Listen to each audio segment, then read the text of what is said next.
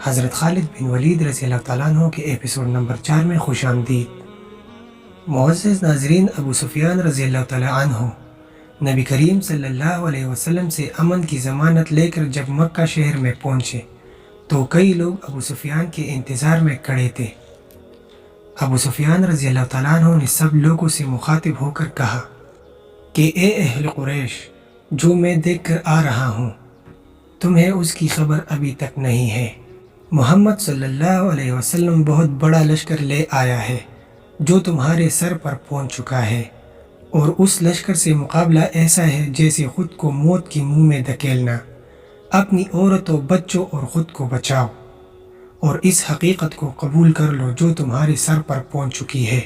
اور اب تو یہاں سے بھاگنے کے بھی تمام راستے بند ہو چکے ہیں۔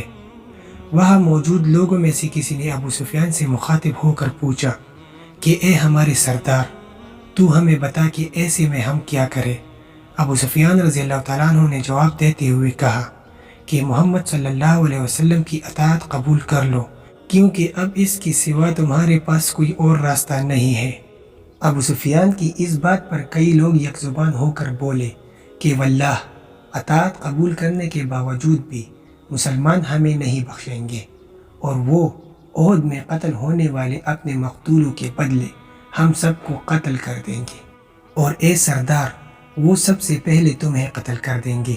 کیونکہ احد میں تمہاری بیوی ہندہ نے مسلمانوں کی لاشوں کو چیر پاڑ کر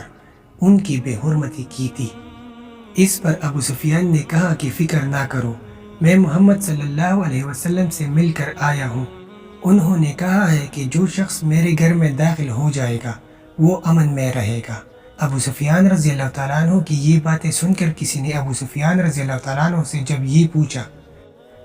کہ کیا مکہ کی ساری آبادی تمہارے گھر میں سما سکے گی، تو ابو سفیان رضی اللہ تعالیٰ عنہ نے کہا کہ نہیں، ایسا نہیں ہے، بلکہ محمد صلی اللہ علیہ وسلم نے کہا ہے کہ جو لوگ اپنے دروازے بند کر لیں گے یا حرم پاک میں پناہ لے لیں گے تو ان پر مسلمان ہاتھ نہیں اٹھائیں گے اور وہ امن میں رہیں گے۔ وہ صرف ایسے شخص کو اپنا دشمن سمجھیں گے جو ہتھیار اٹھا کر ان کے مقابلے پر آئے گا، اور تمہاری سلامتی اسی میں ہے کہ مسلمانوں کے راستے میں حائل نہ ہونا، بلکہ تمہیں چاہیے کہ تم بھائیوں کی طرح ان کا استقبال کرو۔ ابو سفیان کی امن آشتی برقرار رکھنے کی یہ ساری باتیں وہاں پر موجود قریش کے مشہور سالار اکرمہ بن ابی جہل سے ہضم نہ ہوئے، اور وہ للکار کر اور انتہائی سخت لہجے میں ابو سفیان سے مخاطب ہو کر کہنے لگے کہ اے سردار، یاد رکھ، ہم اپنے دشمنوں کا استقبال اپنی تلواروں اور برچیوں سے کریں گے، اور ہم اپنے گھروں کے دروازے بند کر کے ہرگز نہیں بیٹھیں گے۔ دوسری طرف وادی مرازحران میں رات گزارنے کے بعد حضرت محمد صلی اللہ علیہ وسلم نے اپنے لشکر کے ہمراہ وہاں سے کوچ فرمایا اور مکہ کی طرف بڑھنے لگے۔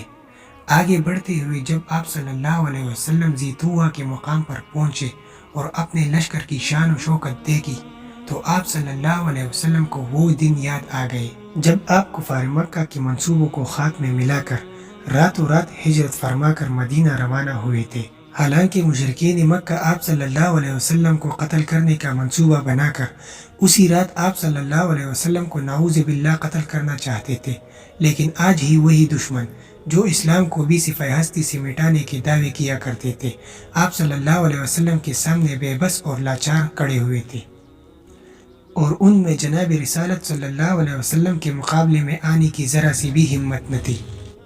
جبکہ نبی کریم صلی اللہ علیہ وسلم کی عاجزی اور انصاری کا یہ عالم تھا کہ آپ صلی اللہ علیہ وسلم اپنی اونٹنی پر سوار تھے، اور آپ صلی اللہ علیہ وسلم کا سر مبارک اللہ رب العزت کی بارگاہ میں جھکا ہوا تھا، اور آپ صلی اللہ علیہ وسلم کے چہرے نور پر فخر و غرور کا نام و نشان تک نہ تھا۔ ہاں تو ناظرین، اب تک کے لیے اتنا ہی۔ مزید ایسے اسلامک ویڈیوز کے لیے دیکھتے رہیے ہمارا چینل اصل دنیا۔ السلام علیکم ورحمۃ اللہ وبرکاتہ۔